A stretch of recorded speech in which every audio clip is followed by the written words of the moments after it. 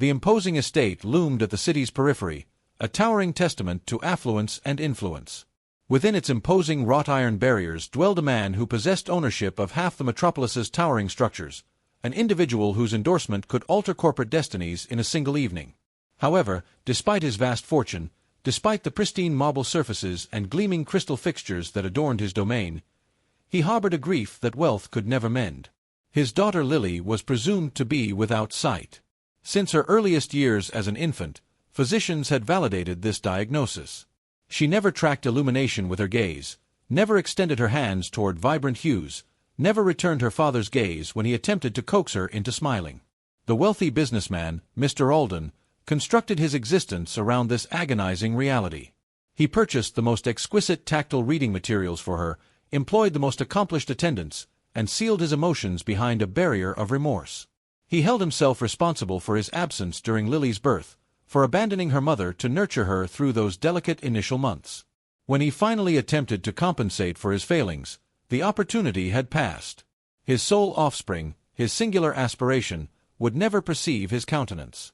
Consequently, the estate became frigid, populated with staff who drifted like phantoms, and a father who buried his feelings in corporate gatherings and professional communications. Lily, adorned in immaculate dresses, grasped her playthings, and roamed the corridors in quietude. All individuals accepted this narrative. All persons believed the physician's assessment. All souls accept the domestic servant. Before I guide you further into this narrative of anguish, revelation, and salvation, I wish to make a modest appeal. If you have faith in compassion, in divine intervention, and in opportunities for renewal, please appreciate this video, distribute it to someone requiring encouragement, and join our channel, Untold Stories 0.4. Your assistance enables us to disseminate additional narratives that remind humanity of empathy and affection. The servant's identity was Clara, a youthful woman in her 20s who had matured possessing little beyond resolve in her possession. She labored extensive hours polishing marble surfaces that mirrored her weary countenance and cleaning furnishings she could never purchase. Nevertheless, Clara possessed an inner radiance that destitution could not extinguish. She regarded Lily not as an invalid deserving sympathy, but as a youngster who merited affection, joy, and companionship. From her initial day, Clara observed something others appeared unable to perceive. When she entered the chamber bearing a serving tray, Lily's head shifted subtly before Clara produced any noise. When she positioned fresh blossoms in a container, Lily's attention remained on the vivid petals for an instant longer than chance could account for. Additionally, once when Clara inadvertently released a gleaming hair ornament onto the floor covering, Lily's eyes darted downward as if tracking its brilliance. Clara hesitated to voice her observations initially. Who was she, a servant earning scarcely sufficient income to nourish her younger brothers and sisters at home, to challenge the pronouncements of medical professionals and the convictions of a man as influential as Mr. Alden? Yet her intuition murmured what her voice could not articulate.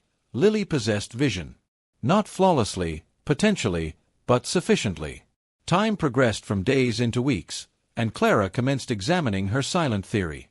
She would position playthings at various orientations, observing how Lily's hand reached precisely toward the one that gleamed beneath the sunlight. She raised a flashlight, feigning to clean, and detected the subtle constriction of Lily's pupils.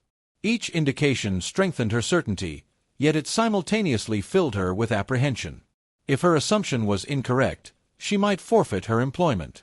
If her suspicion was accurate, then a horrible reality had been concealed beneath years of silence. The decisive moment arrived one luminous afternoon when the estate's towering windows flooded the recreation room with natural light. Lily rested in her crimson gown, a plush bear cradled in her embrace. Clara delicately directed a small beam toward her eyes, not to alarm her, but to witness once again if vitality existed. And there it manifested, a glimmer of existence, a reflection of illumination, evidence that vision had not vanished. Clara's breathing halted, her hands quivering in amazement. She murmured within her spirit, "This child possesses sight. She has been imprisoned within a narrative that does not belong to her."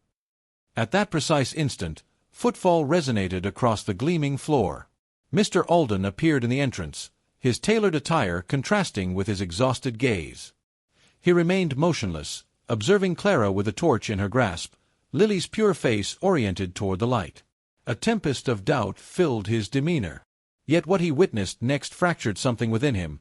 Lily's eyes, completely open, animated, glistening, pursuing the beam.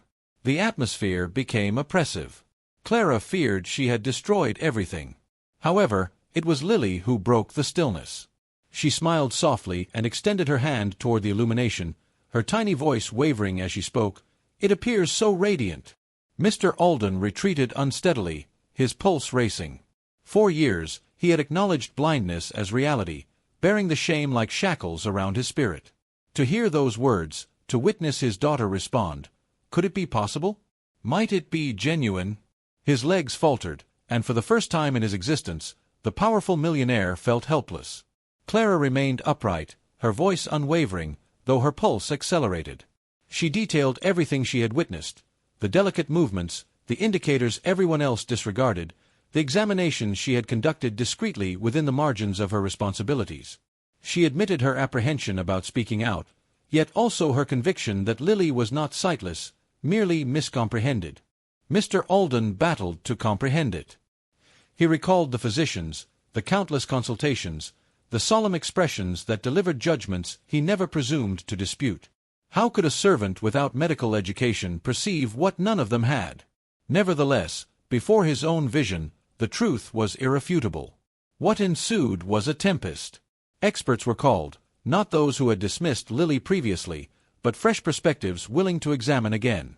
Examinations were conducted, illumination was applied, designs were created, and gradually the reality emerged. Lily experienced an uncommon disorder that restricted her vision, yet did not eliminate it completely. Through treatment, perseverance, and appropriate care, her sight could strengthen.